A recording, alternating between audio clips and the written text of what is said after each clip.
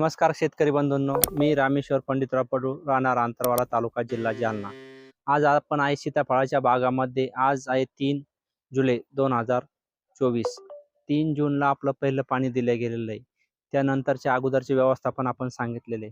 तर आता इथून पुढे आपल्याला जे खूप महत्त्वाचं व्यवस्थापन आहे ते आहे की यामध्ये बारीक कीटक येणं आवश्यक आहे। ते कीटक आता सहजासहजी येत नाही, तर त्यासाठी आपल्याला एक त्या बोलावण्यासाठी आपल्याला एक केळ्याचं माध्यम मिळालेलं, याचा आपण अगोदर अनुभव घेतलेला आहे। तर ते केळी ह्या झाडांना बांधणे खूप आवश्यक आहे। केळी जर बांधली तर अशा पद्धतीने बांधा किंवा अशा फाट्यात राहील असं बांधा की ते सहजासहजी पडलं नाही पाहिजे, असं ठेवा किंवा असे बांधा। ह्याच्या मार्फत कीटक येतात आणि ते बारीक कीटक आले तरच आपलं पोलन होतं, आणि पोलन झालं तरच बाकी गोष्टी म्हणजे फळांची सेटिंग होते। नाहीतर ते कीटक नसल्यास किती आपण फवारण्या केल्या आणि किती खतं सोडले तर त्याचा उपयोग होत नाही। तर ह्या पद्धतीनं केळीचा अनुभव घेतलेला आहे। ते कीटक बंधूंनो, याप्रमाणे सीताफळामध्ये कीटक काम करतात। हे पोलन चालू आहे कीटकांचे, याशी कीटक असणे आवश्यक आहे।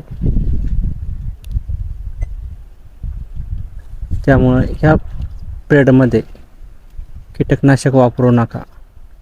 त्याप्रमाणे त्या फुलामध्ये असणं आवश्यक आहे। ते कोणत्या पद्धतीने आपल्याला बोलावता येईल ते आधी आपण बघावे। आणखीन पण तर एक केळ्याचा अनुभव आपण घेतलेला आहे, आणखीन बी खूप पर्याय असू शकतात। 40% अधिक पोलन कंडिशन मध्ये आहे व काही नवीन कळी येणे चालू आहे।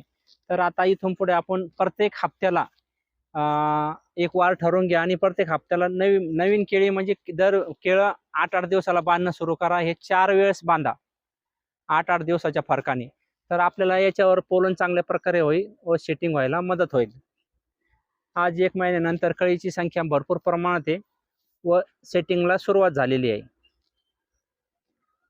या पद्धतीनं हे आपण जे फवारणी घ्यायचे त्याची पण हे सेलोड बघू।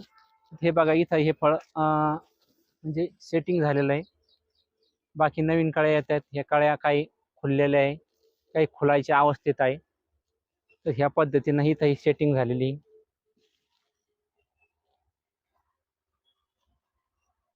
फवारण्या जे घेतलेल्या आपण कुमानियल आणि टिल्ट आणि खालून फॉस्फरिक ॲसिड, आता आपण 1 महिना होता याला, तर याला याच्यासाठी पाणी मिळून तर आपण आता याला केळी बांधतोय की ते कीटक यावे पोलनसाठी म्हणून। तर त्याला सपोर्टेड म्हणून काही फवारण्या घ्यावं लागणार आहे आपल्याला। तर त्याच्या फवारण्या आहे ते प्रामुख्याने कॅल्शियम, बोरॉन, कोरोला व 6B हे 4 एकत्र करून फवारल्यास आपल्याला त्या पोलन झालेल्या कळ्या चांगल्या प्रकारे सेटिंग होण्यासाठी मदत होईल।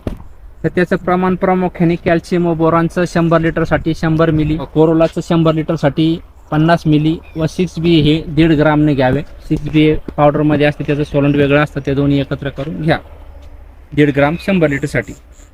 त्याचप्रमाणे आपण जमिनीत खालून द्यायचा विषय बघितला तर चिलेटेड स्वरूपात कॅल्शियम व बोरॉन 1-1 किलो खालून सोडावं ड्रीपमध्ये। त्यानंतर 5-6 दिवसांनी मॅग्नेशियम सल्फेट हे 10 किलो व अधिक 13-0-45 हे 6 किलो त्याप्रमाणे ड्रीपमधून सोडावे।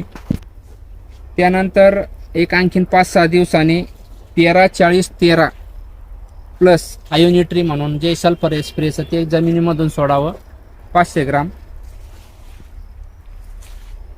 अशा पद्धतीनं पुढील नियोजन करूया व पुढील 5 ते 6 दिवसांनी वातावरणानुसार व झाडाच्या परिस्थितीनुसार कंडिशननुसार आपण पुढील फवारण्या ठरवूया।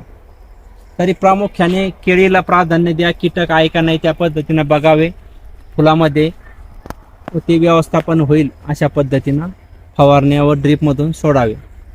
धन्यवाद।